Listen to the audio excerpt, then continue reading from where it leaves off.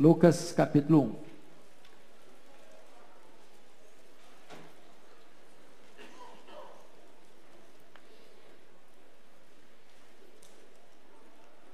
Está escrito assim: visto que muitos houve que empreenderam uma narração coordenada dos fatos que entre nós se realizaram, conforme nos transmitiram os que desde o princípio foram deles testemunhas oculares e ministros da palavra, igualmente a mim me pareceu bem, depois de acurada investigação de tudo, desde sua origem, dar-te por escrito, excelentíssimo Teófilo, uma exposição em ordem, para que tenhas plena certeza das verdades em que foste instruído.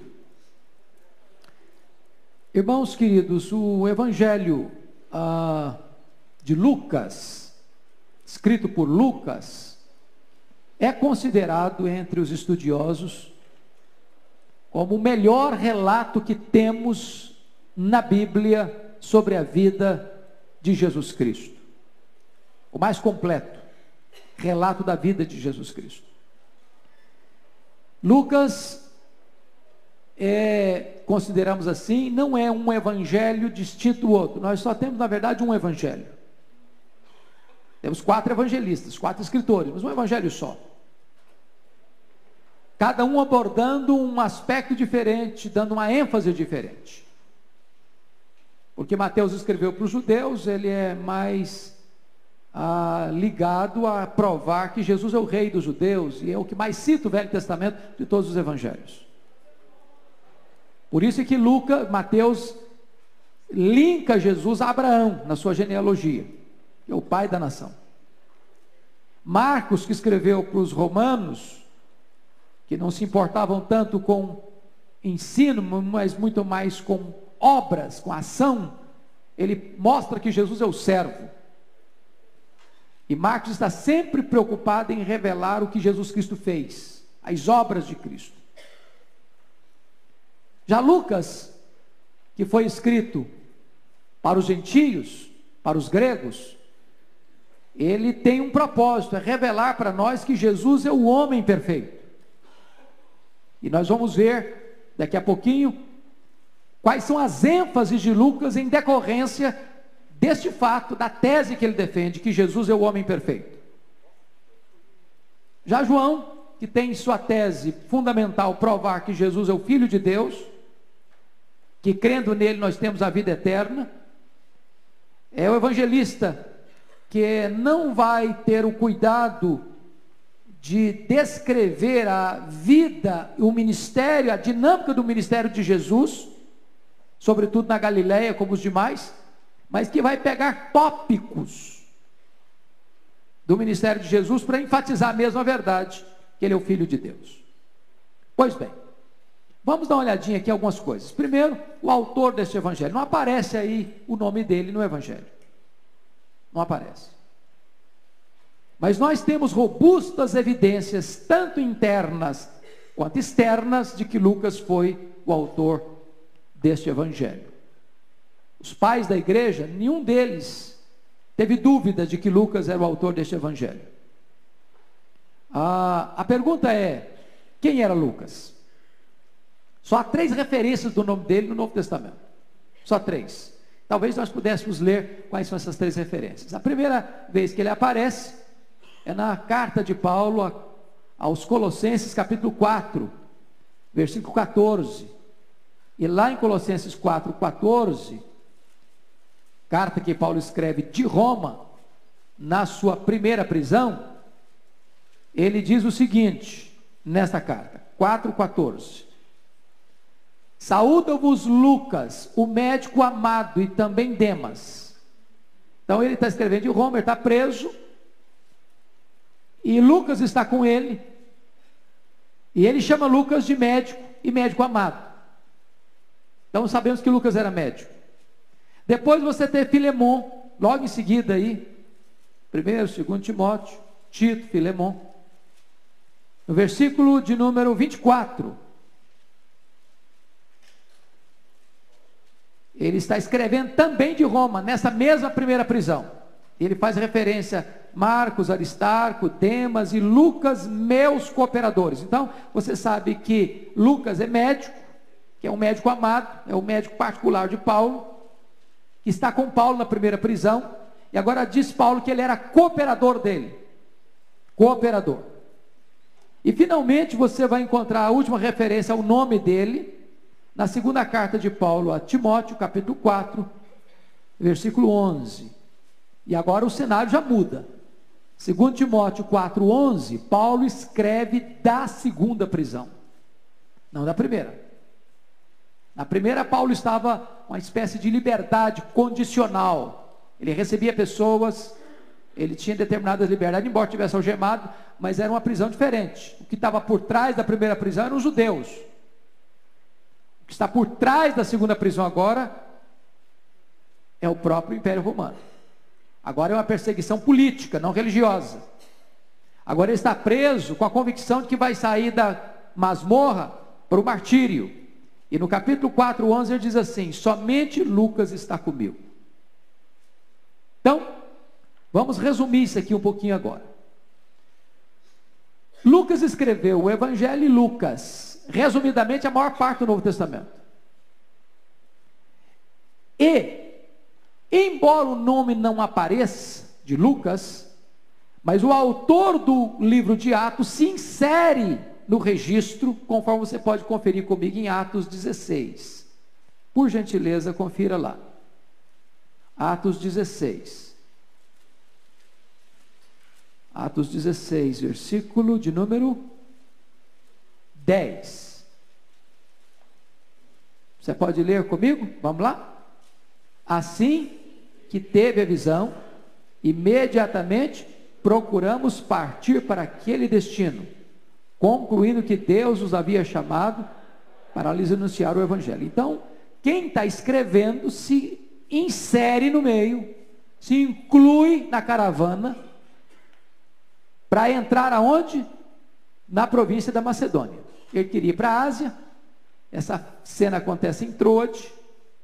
E ele escuta Paulo, a voz de um varão macedônio, passa a Macedônia e ajuda-nos. E Paulo vai com a sua equipe, vai com o seu time, vai com seus cooperadores. E quem está escrevendo o livro de Atos se insere junto com essa caravana. Quando ele diz que procuramos partir. Então ele está se incluindo junto com esse grupo que partiu. Certo? Então você sabe de outra informação ainda, só para a gente ficar bem claro que Lucas, a partir então da segunda viagem missionária, está com Paulo. Paulo foi com Silas, lembra disso? Profeta de Jerusalém. Mas Lucas está junto, Timóteo está junto da caravana. Capítulo 21 de Atos, versículo 17, naquela viagem que Paulo faz a Jerusalém para levar as ofertas das igrejas, e essa oferta é levada para Jerusalém depois da terceira viagem missionária, Lucas está incluindo também. Olha aí: tendo nós chegado a Jerusalém, os irmãos nos receberam com alegria. Então o que está acontecendo aqui? Lucas está com Paulo quando Paulo entra para Macedônia. Lucas está com Paulo quando Paulo termina a terceira viagem missionária e volta para Jerusalém para levar a oferta para os pobres da Judéia.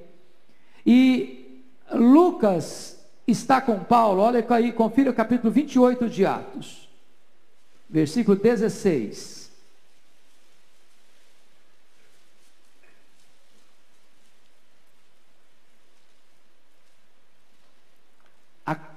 A sensação que você tem é que ele está acompanhando Paulo de Cesareia.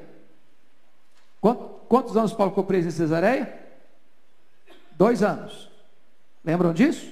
2 anos. Lucas fica com ele, e o registro é: uma vez em Roma, foi permitido a Paulo morar por sua conta, tendo em sua companhia o soldado que o guardava. Quem registra está tendo intimidade com o fato e caminha com ele. Por que você sabe que caminha com ele? Porque Paulo escreveu dessa prisão aqui, dizendo que Lucas estava com ele. Era o médico amado e era o cooperador. Então você nota o seguinte, que ele acompanha Paulo a partir da segunda viagem missionária, Ele termina a terceira viagem missionária com Paulo, ele está presente com Paulo na primeira prisão em Roma, ele está presente com Paulo em Cesareia, e ele está presente com Paulo na sua última prisão, na véspera do seu martírio. Ele é um médico amado, ele está junto de Paulo. E aí você começa a perceber uma coisa, ele era gentio. É o único escritor do Novo Testamento que não era judeu, era Lucas, era gentio. Os historiadores dizem que ele nasceu muito provavelmente em Antioquia da Síria. E ele está agora ouvindo o testemunho de Paulo, acompanhando Paulo e os relatos do que aconteceu no seu ministério. Pois bem, ele escreve para quem? Para quem que Lucas escreve? Para quem endereça o seu livro? Para quem? Para Teófilo. Teófilo era um grego. A palavra Teófilo é um termo composto que significa Theos, Deus, e Filós, amigo, amigo de Deus. Era muito comum isso, e esse costume continuou depois na história da igreja. Se você pega os escritos de Calvino, normalmente ele endereçava para os reis, né? Fazia uma dedicatória para os reis, ou endereçava para os reis. Aqui Lucas está escrevendo este evangelho, tanto o evangelho quanto o livro de Atos, endereçando a Teófilo, que era um grego. Mas não é um evangelho que escreveu só para ele, ele escreveu esse evangelho para os gentios. Então eram os destinatários do evangelho de Lucas, os gentios. Tá certo? E como é que você sabe que ele escreveu para os gentios? Primeiro, quando ele vai trabalhar a genealogia de Jesus, ele linka Jesus com quem? Com Abraão? Onde desemboca a genealogia de Jesus? Em Adão. Por que em Adão? Porque é o homem universal. Não é o povo judeu, não é o povo da aliança, mas todos os povos. Quando você para perceber, por exemplo, que ele vai explicar sobre a festa dos pães asmos, e ele acrescenta o adendo, chamado a Páscoa. Olha, não fazia sentido ele falar para um judeu e ter que explicar o que significa pães asmos. Era a coisa mais conhecida dos judeus. Então, quando ele fala de pães asmos, quer dizer que significa Páscoa. Ele está querendo dizer o seguinte: eu estou escrevendo para um povo que não tem familiaridade com as festas judaicas. Quais são as características básicas deste evangelho de Lucas? Eu queria chamar a sua atenção para isso. Primeiro, o evangelho de Lucas é o evangelho endereçado aos gentios. Lucas tem o cuidado de situar o que está acontecendo nesse evangelho no mundo gentílico. Quer ver uma coisa? Olha aí Lucas capítulo 3. Lucas capítulo 3.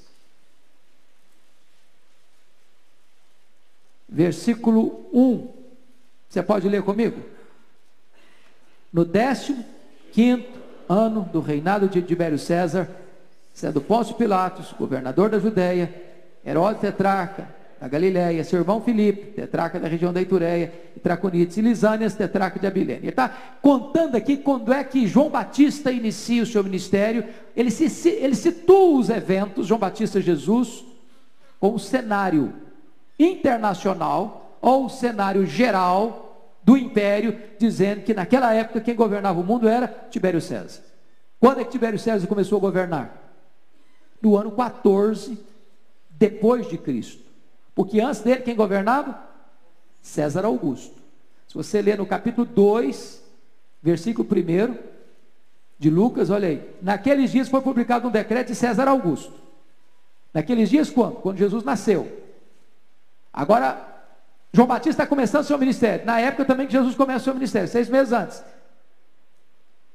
Quem está governando o mundo? Não é mais César Augusto. Quem é? Tibério César. Quem é Tibério César?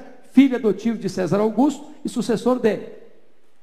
O que ele está fazendo? Situando o mundo. Agora ele vai situar um mundo regional, local, provinciano, de Israel. Aí ele começa a falar de Pôncio Pilatos, ele começa a falar de Herodes, ele começa a falar de Filipe, ele começa a falar de Lisânias. Ele situa historicamente a cena, porque ele está escrevendo para os gentios, ele quer dar um cenário mundial para esses gentios. Segunda coisa, Lucas é o evangelho que está focado naquilo que nós chamamos de pessoas marginalizadas da sociedade. É curiosíssimo você ver isso em Lucas. É um evangelho endereçado e destaca, por exemplo, muito a questão das mulheres. Nenhum evangelho valoriza tantas mulheres como Lucas. Para entender isso, você tem que entender a cultura da época. As mulheres não eram valorizadas como são hoje. Ele dá um destaque às mulheres. Quer um exemplo? Você vai encontrar lá Isabel, Maria, Ana, a viúva de Naim, a pecadora que ungiu os pés de Jesus na casa do fariseu, Marta, Maria, as mulheres que sustentaram financeiramente o ministério de Jesus. Lucas tem o cuidado de fazer esses registros todos. É um evangelho universal. Quer ver outra coisa interessantíssima? Lucas é o evangelho que mais vai dar ênfase à questão dos doentes, dos impuros, dos pobres, dos publicanos ricos, dos gentios. Para quê? Porque a visão dele é uma visão universal. É um evangelho universal. E ele retrata, portanto, o amor de Deus para as nações, para o mundo. Quer ver outra ênfase de Lucas? Porque ele foca Jesus como homem perfeito. É o evangelho que mais vai destacar a vida de oração de Jesus. Nenhum evangelista dá tanta ênfase no ministério de oração de Jesus como Lucas. Você quer um exemplo disso? Confira comigo, por favor. Olha aí, por gentileza, comigo. Capítulo 3, versículo de número 21. Olha o que Lucas fala aí sobre a vida de oração de Jesus. E aconteceu que ao ser todo o povo batizado, também o foi Jesus. Estando ele a orar, o céu se abriu. Ora, Mateus, Marcos e João também relatam o batismo de Jesus. Somente Lucas diz que ele estava orando, quando o céu se abriu. Por exemplo, olha aí comigo, capítulo de número 5, versos 15 a 17.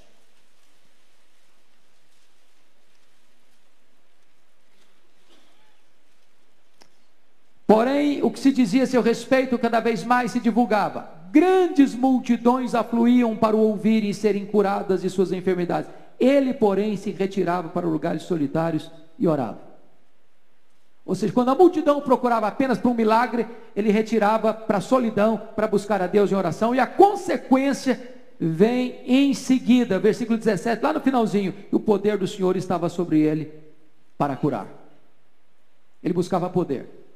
Quer ver outro exemplo? Capítulo 6, versículo 12 e 13.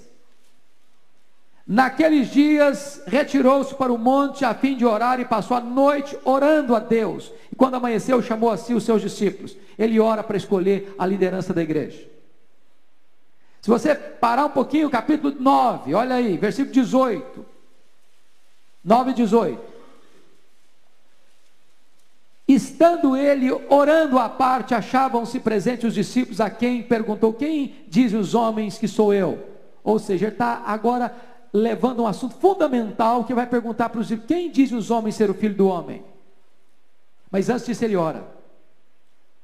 Em outras palavras, para as pessoas discernirem quem é Jesus, nós precisamos orar para que Deus abra o entendimento delas. E quando Pedro, nesse contexto, ele diz: tu és o Cristo, o Filho do Deus vivo, Jesus Cristo disse: mas não foi você que descobriu isso não, Pedro. Foi o Pai que revelou isso para você. E você começa a entender, à luz do contexto, que o Pai revela a Pedro porque Jesus ora. Ou seja, quando a igreja ora, Deus abre o entendimento das pessoas para elas compreenderem quem é Jesus. Em outras palavras, a obra da evangelização não pode estar dissociada da obra da oração. A oração. Se você seguir um pouco mais, no capítulo 11, versículo 1, você vai encontrar uma coisa interessantíssima. 11:1, olha aí.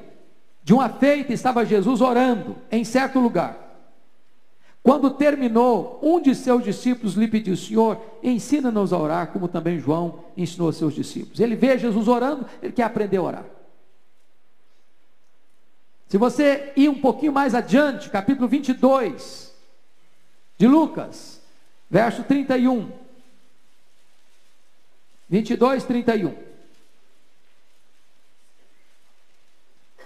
Olha o que Jesus está dizendo aí para ele. Simão Pedro: Simão, Simão, eis que Satanás vos reclamou para vos peneirar como trigo. Eu, porém, roguei por ti para que a tua fé não desfaleça. Olha que coisa interessante. Você deve introduzir oração no campo da batalha espiritual. Satanás está aí rogando, pedindo alguém para peneirar, para botar na peneira dele, para cirandar com essa pessoa, para balancear a vida dessa pessoa. E Pedro não cai, porque Jesus intercede por ele. E aí você vai seguindo no ministério de Jesus, e você vai ver que Jesus ora no Getsêmani, Jesus ora até na cruz. E o que Jesus está fazendo hoje? Orando, intercedendo por nós. Então Lucas tem esse cuidado de apresentar-nos isso. Mas mais, que outra ênfase que você pode encontrar em Lucas? Lucas é o evangelho que enfatiza também a alegria, o louvor, a adoração. Por exemplo, você tem os grandes cânticos em Lucas. O Magnificat, Benedictus, o Nunc Dimittis, os grandes cânticos que se tornaram música para a história da igreja, estão registrados no Evangelho de Lucas.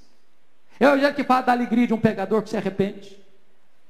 É o Evangelho que fala da alegria do pai que recebe o filho de volta. Então a alegria está presente nesse texto o tempo todo. Mais do que isso, Lucas é o Evangelho que vai enfatizar, por exemplo, a universalidade da salvação. Deixa eu lhes dar aqui a prova disso. Por exemplo, quando Lucas vai tratar dessa questão, ele fala, por exemplo, da viúva de Sarepta e de Naamã. Lá no capítulo 4, 25, 27, ele está pregando em Nazaré, para o seu povo, para o pessoal da sua cidade. Quando ele pega o livro de Isaías, e começa a mostrar lá que havia muitas viúvas em Israel, mas Deus resolveu salvar, foi a viúva de Sarepta, que era estrangeira. Havia muitos leprosos em Israel, mas Deus resolveu salvar quem? Naamã, que era um gentio. E isso provoca uma ira dos judeus, porque para os judeus, os gentios eram combustível para o fogo do inferno. Para eles, o gentio tinha que morrer e ser condenado. E Jesus começa a tratar que os gentios são alvos do amor de Deus e do cuidado de Deus. Se você parar para perceber, Lucas, ele está diretamente dizendo que Jesus é amigo de pecadores. Jesus é amigo de publicanos. E ele conta a história, por exemplo, de Zaqueu. Ele conta a parábola do fariseu e do publicano, onde quem é o herói da história não é o fariseu, judeu, é o publicano, cobrador de impostos, odiado pelo povo. Ele conta, por exemplo, a história do filho pródigo, que volta e é recebido pelo pai, e do filho mais velho, que é o retrato do judeu, irado do lado de fora de casa, sem ser recebido. Ele conta a história dos leprosos, e só um volta para dar graças, e o que volta é samaritano. Então todo o evangelho de Lucas traz para nós a ideia de que, na verdade, Jesus está querendo focar que o amor de Deus, o plano salvador de Deus, não é endereçado apenas para o povo judeu, mas é endereçado para as nações. Para as nações. Essa é a grande ênfase de Lucas. Agora, deixa eu dizer outra coisa interessante para você. Lucas tem peculiaridades impressionantes. É o único evangelho que trata, por exemplo, da concepção, do nascimento e da infância de Jesus. Ele quem descreve isso com detalhes. Mateus tratou do assunto, mas não tratou especificamente. É Lucas quem vai tratar da concepção, da história do João Batista. É Lucas quem vai registrar a idade de Jesus até os 12 anos. Os outros evangelhos passam por alto disso. Só Lucas trata disso. E porque ele vai fazer uma análise meticulosa, um estudo meticuloso, trazendo essas informações. E mais, se você parar comigo para olhar no capítulo 9, 51, olha lá, Lucas 9, a partir de 51. No ministério da Pérea, Samaria, aquela outra região à margem, do outro lado do Rio Jordão, que é a Pérea, quase todos os fatos registrados aí, a partir do 9, 51, não estão registrados nos outros evangelhos. Os samaritanos não querem receber Jesus, não é tratado em outros lugares. Depois a missão dos 70, no capítulo 10, não é tratado por nenhum outro evangelista. O regresso dos 70 não é tratado por nenhum outro evangelista. A parábola do samaritano, do bom samaritano, só ele retrata. A história lá de Jesus na casa de Marta e Maria, só ele retrata. Se você parar para perceber, a exclamação da mulher lá no capítulo 11, 27 e 28, só ele retrata. Jesus censurando o fariseu, só ele retrata. O ai dos intérpretes da lei, só ele retrata. O fermento dos fariseus, capítulo 12, só ele retrata. Jesus reprovando a avareza, só ele retrata. A parábola do servo vigilante, só ele retrata. Se você parar para perceber, capítulo 13, falando aí de arrependimento, só ele retrata. Figueira estéril, só ele retrata. A cura da enferma, também só ele faz referência. A porta estreita, só ele. Então, se você parar para perceber aí, quase tudo, é só Lucas que traz esse conteúdo. Capítulo 14 inteiro. Capítulo 15 inteiro. Capítulo 16, a grande parábola do administrador infiel, só ele. Rico e o Lázaro, só ele. E aí você começa a perceber que Lucas tem um arsenal de informação, que se Lucas não escrevesse, você não teria nada disso no Novo Testamento. Aí você começa a entender o prefácio dele, o prólogo que ele escreveu. Que ele escreve esse evangelho depois de quê? De uma acurada investigação. Ele é um historiador. E ele está ouvindo testemunhas oculares. Outras pessoas já empreenderam esse esforço de escrever. Mas ele agora vai dar um relato coordenado, sequenciado, de fatos que nós não tínhamos até então. Então Lucas, de fato, é o evangelho que melhor nos apresenta um retrato pleno, completo do ministério de Jesus Cristo. São peculiaridades de Lucas. E eu aqui gostaria então de brevemente trazer uma introdução do livro, ou melhor, um esboço do livro para você, tá? Um esboço do livro para você. Então, nós podíamos dividir em 5 áreas esse esboço. Primeiro, a introdução, depois o advento do Filho do Homem, ou do Homem Deus, depois o ministério na Galileia, depois o ministério na Pérea, depois crucificação e ressurreição. Vamos a essas 5 partes então. Primeiro, vamos ver a introdução. Olha aí comigo capítulo 1, ao texto que lemos inicialmente, versículos 1 a 4.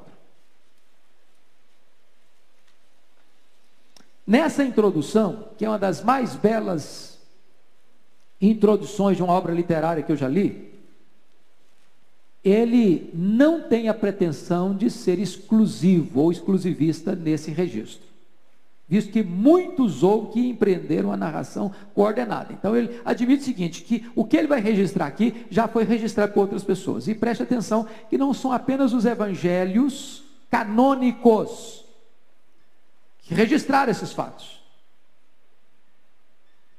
Historiadores, até seculares, registraram esses fatos. Outras pessoas registraram esses fatos.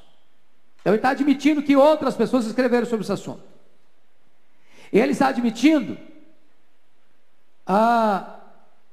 que esses fatos que ele vai registrar aconteceram ali entre nós. Ou seja, não é coisa estranha, é coisa acontecida ali. Depois ele vai dizer que essas informações vieram de testemunhas oculares, que são ministros da palavra, ou seja, os próprios apóstolos. Terceiro, ele diz no verso 3, igualmente a mim me pareceu bem. Ou seja, ele foi inclinado a fazer isso, ele foi induzido a fazer isso, ele foi movido a fazer isso. Fazer o quê? Escrever esses fatos. Como é que ele escreve? Depois de acurada investigação de tudo.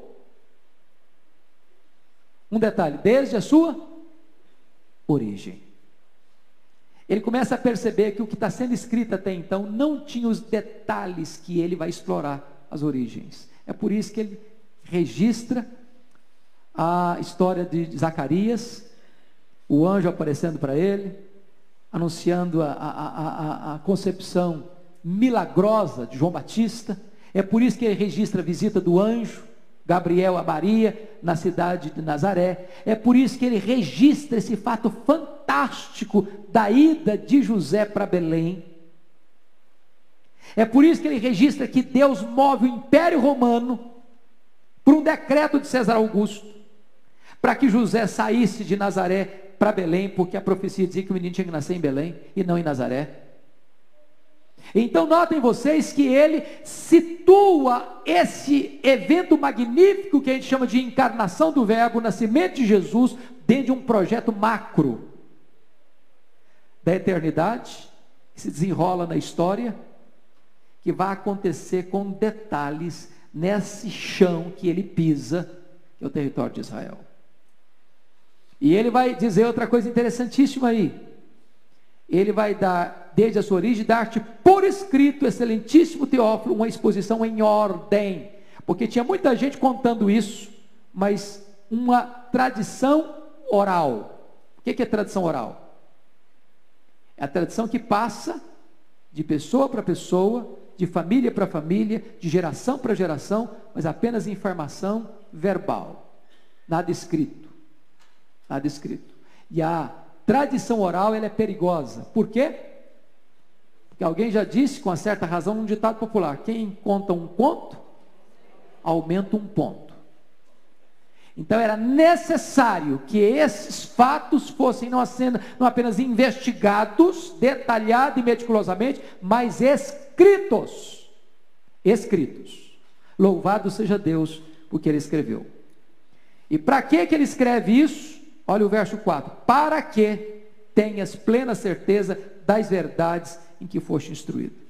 Então o propósito desse livro é dar não só para Timóteo, mas para você também, para mim, plena certeza de que aquilo que você já tenha escutado, as verdades do Evangelho, você esteja calcado, firmado, alicerçado numa verdade absoluta, inabalável, irrefutável. Pois bem, depois, então, o segundo ponto do esboço é o advento do homem Deus, que vai do capítulo 1, versículo 5 até o 4:13. Ele vai contar aí a história da visão de Zacarias, ele vai contar aí a felicidade de Isabel, que era estéril, já avançada em idade,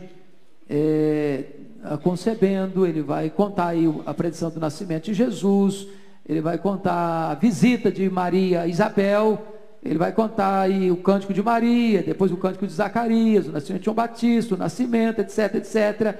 Ele vai registrar aí a visita de Jesus para ser circuncidado, e ele termina o capítulo 2 nos informando que Jesus tinha quantos anos? Quando encerra o capítulo 2? Quantos anos? 12 anos. 12 anos. Já abre o capítulo 3 narrando o ministério de João Batista. Quantos anos tem Jesus agora? Quando João Batista conhece o ministério? 30 anos. Então veja você que, embora ele nos desse em detalhes as origens, ele não é exaustivo em todas as informações. Por quê? Porque é um lapso de tempo no ministério de Jesus que nós não temos nada escrito canonicamente. A idade dos 12 aos 30. Quantos anos aí?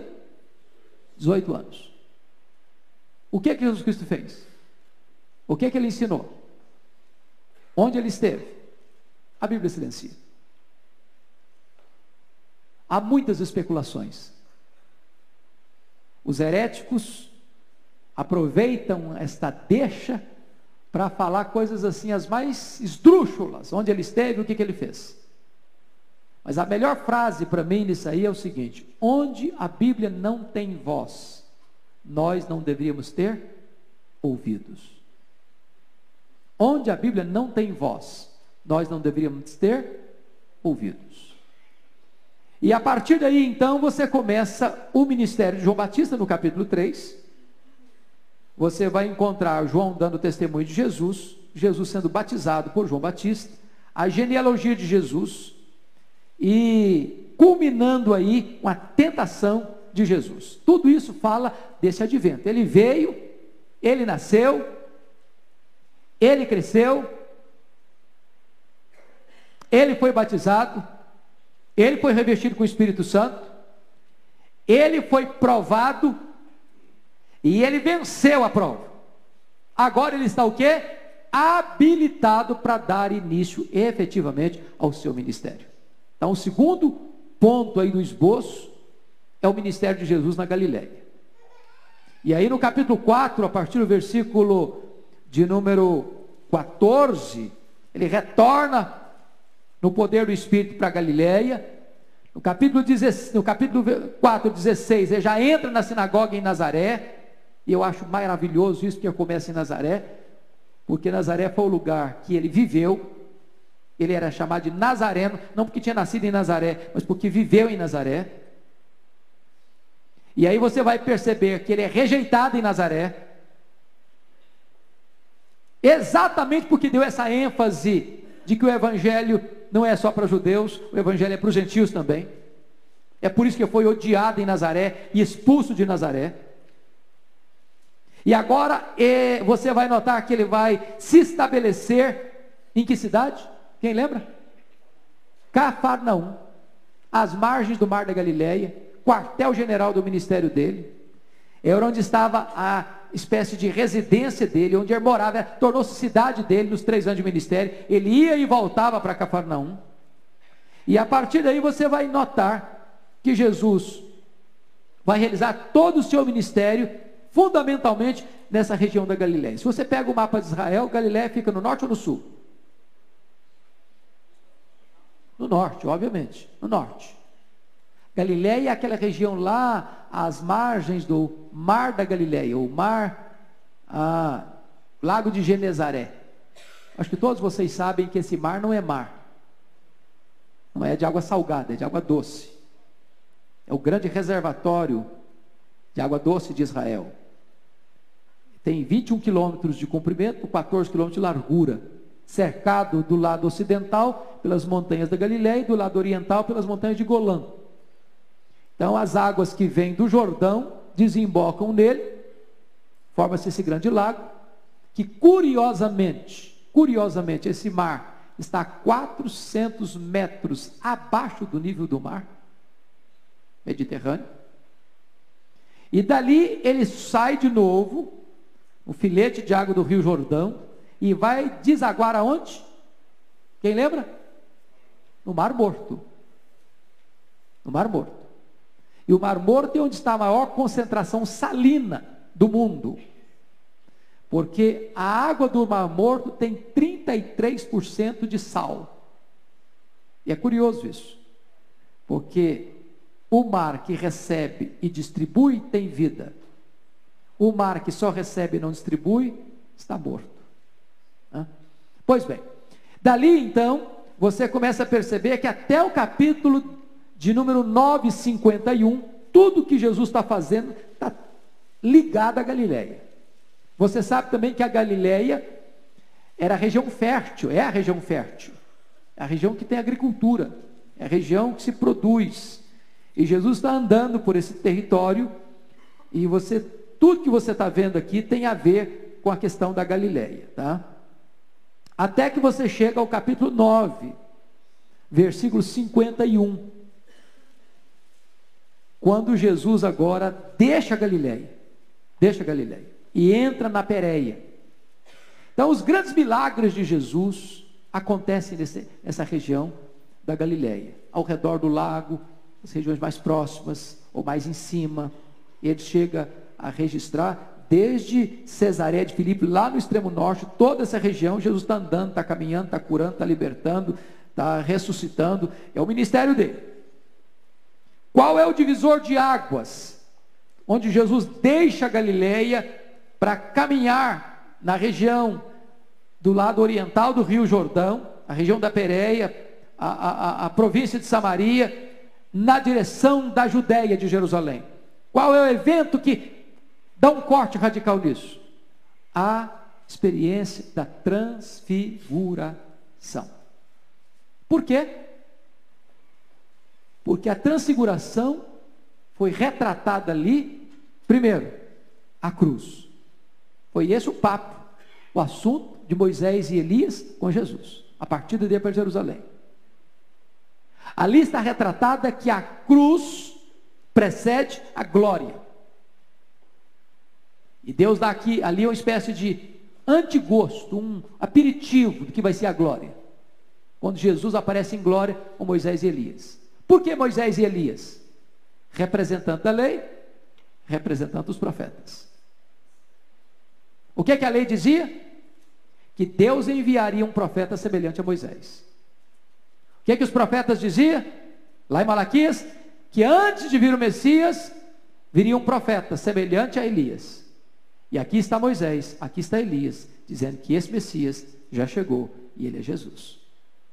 De tal maneira que o Cristo da profecia é o Jesus da história. Há muita discussão dos teólogos liberais para dizer que o Jesus da história não é o Messias. Não. Nós não estamos falando de dois personagens. Nós estamos falando que o Cristo da profecia é o Messias, é o Jesus histórico. O Jesus histórico é o Cristo da profecia. De tal forma que os judeus que viveram antes de Cristo foram salvos de que maneira? De que maneira os judeus foram salvos antes de Cristo? Olhando para o Messias que havia de vir. Eles olharam para frente. Como é que nós somos salvos hoje? Olhando para trás, para o Cristo da história que já veio. Esse é o Cristo da profecia. Esse é o Jesus da história. Pois bem, então, quando Jesus desce aqui no capítulo 9, a partir do verso 51, ele desce do Monte da Transfiguração. Com que decisão ele desce desse monte? Qual a decisão dele? Ir para Jerusalém. Se você notar, a partir do capítulo 9, 51, Lucas está determinado a registrar para nós, e Lucas é quem melhor faz isso dos evangelhos, que ele está indo numa caminhada. Acontecem fatos ao redor, acontecem ensinos ao redor, acontecem fatos extraordinários ao redor, mas a linha de raciocínio de Lucas é o seguinte: esse Messias, que lá no Monte da Transfiguração recebe a confirmação da lei e dos profetas de que ele é o Messias, lá estavam os apóstolos, ou seja, as três grandes testemunhos, lei, profetas e a nova aliança, os apóstolos ali presentes, mostrando que ele é o Messias, e que o Pai estava estabelecendo que ele haveria de dar a sua vida em resgate de muitos. Ele vai caminhando na direção da cruz. Essa é a linha de pensamento de Lucas. O ministério da Pérea nada mais é do que uma preparação para o Calvário. E esse registro, irmãos, avança. Olha comigo, por gentileza. Ele aí, no capítulo 10, ele fala aí da missão dos 70, do regresso dos 70, já no capítulo 10, ele narra a questão lá do samaritano, da Marta, a visita lá em Betânia, o ensino sobre oração no capítulo 11, aliás, capítulo 11 de Lucas, é o grande capítulo sobre oração no livro, nos evangelhos. Ele conta parábolas, ele reprova a questão da avareza, mas tudo dentro dessa jornada, dessa caminhada rumo a Jerusalém.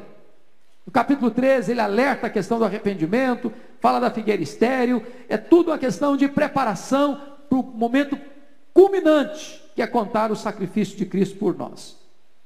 Capítulo 15, são as parábolas, capítulo 16 é outra parábola, a questão do céu e inferno. 17, tratamos hoje sobre o perdão. 18, sobre o juiz iníquo. E 19, já entra aqui a viagem. No 19, no 18, eu queria que vocês pensassem nisso comigo. A partir do 18, não é apenas essa jornada na Pérea, mas é especificamente a viagem para Jerusalém, porque ele está passando por Jericó. Passando por Jericó para não passar mais.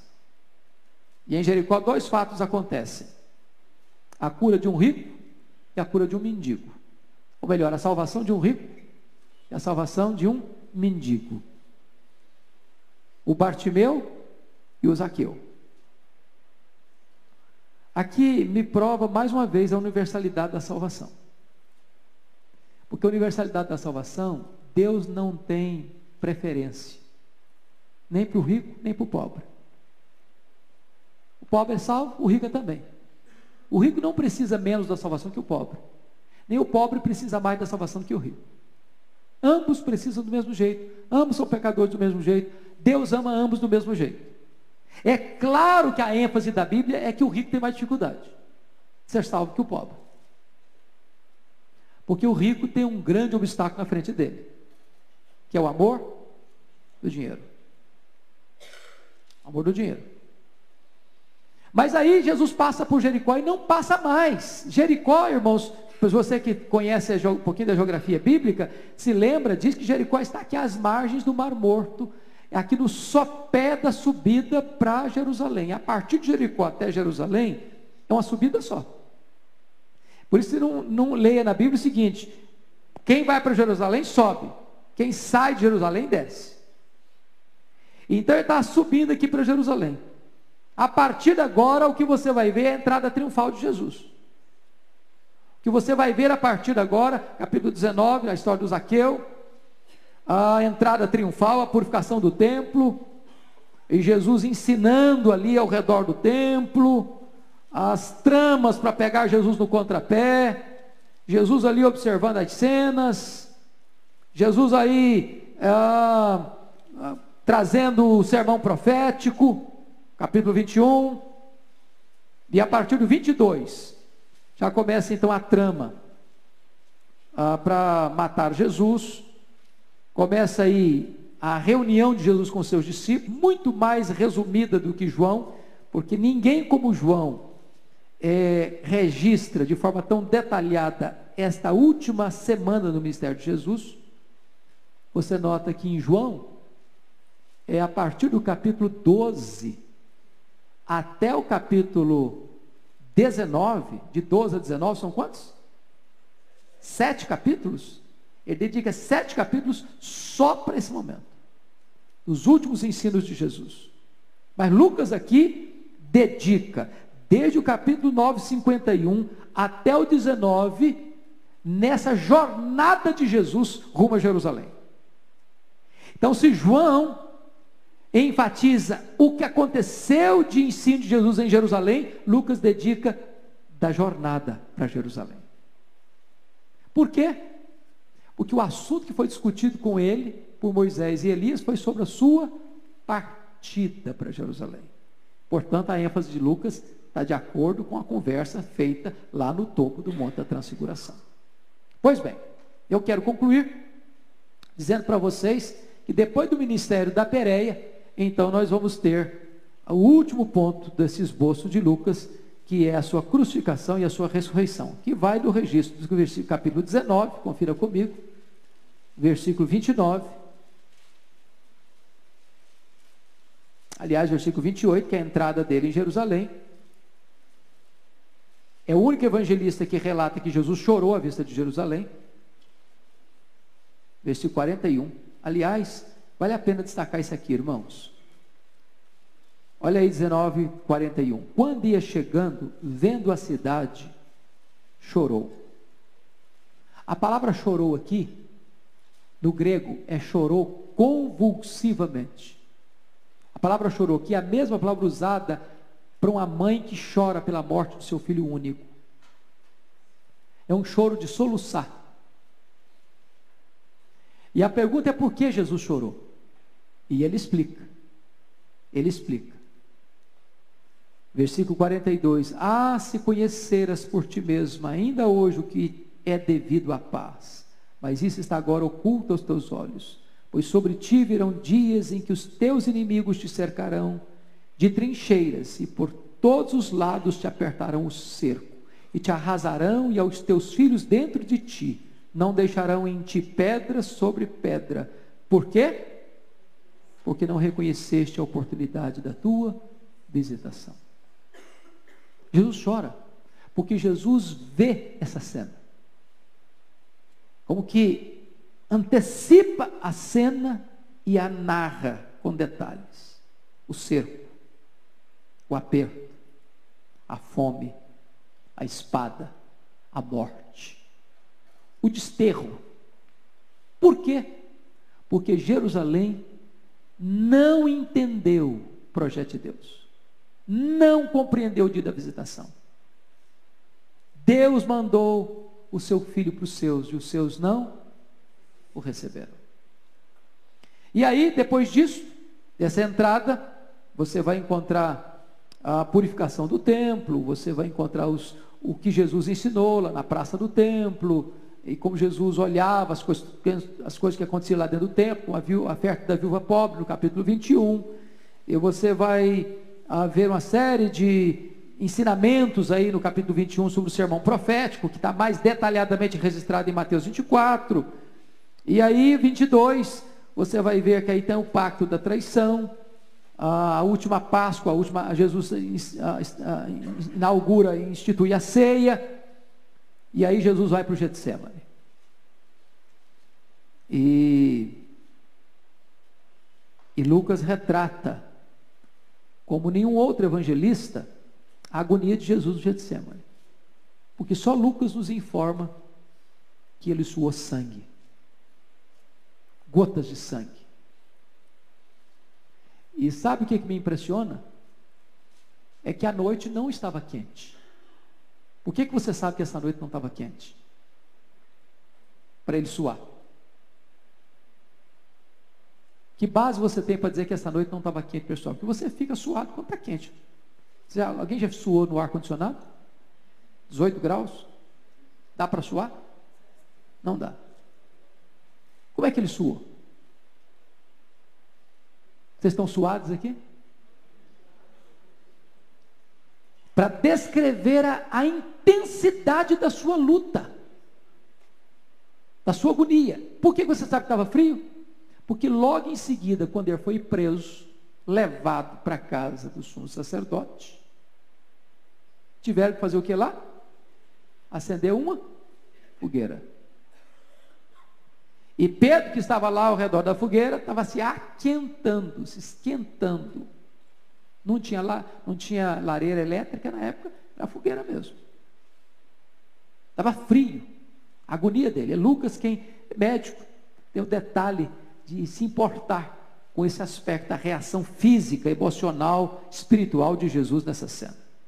Pois bem, é Lucas quem vai registrar, como os demais, a agonia de Jesus, mas só Lucas relata a questão do Herodes. Jesus enviado para Herodes. E nesse roteiro rumo ao Calvário, relata então a morte dele, e no capítulo 24 a sua ressurreição.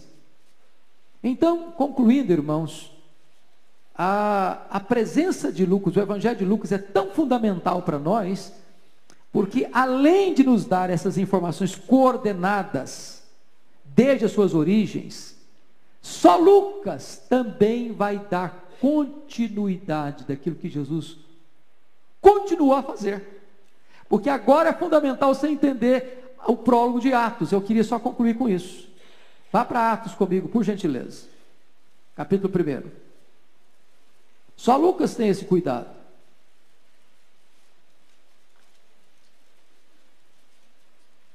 Capítulo 1, versículo 1.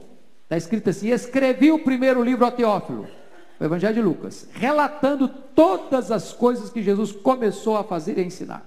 É claro que quando ele diz todas as coisas, ele está usando uma hipérbole. Por que você sabe que ele está usando uma hipérbole? Porque o amigo dele, ou melhor, o companheiro de apostolado dele não era apóstolo, mas João, e está nessa mesma página aí, você não precisa nem mudar de página não, o último versículo do Evangelho de João. João informa assim: há porém ainda muitas outras coisas que Jesus fez. Se todas elas fossem relatadas, uma por uma, creio eu que nem no mundo inteiro caberiam os livros que seriam escritos. Outra hipérbole, certo? Então, hipérbole é uma figura de linguagem legítima. Todo mundo foi à festa. Não significa que todo mundo foi à festa. Tinha uma multidão lá na festa. Linguagem correta. Então, Lucas está dizendo que escreveu o primeiro livro relatando todas as coisas. É claro que não foram todas as coisas.